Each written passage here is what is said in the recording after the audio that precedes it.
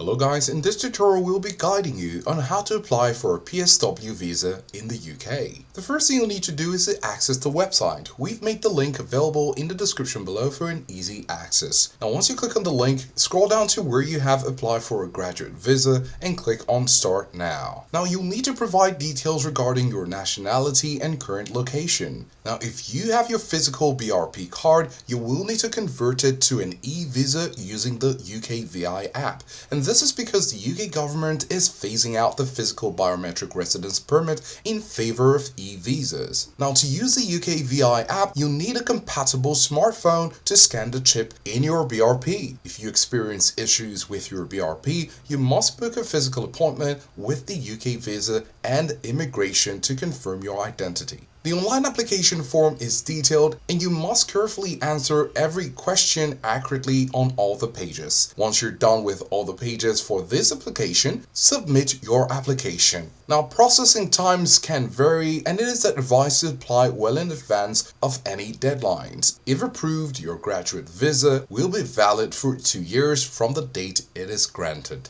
So these are the steps to follow if you'd like to apply for a PSW visa in the UK.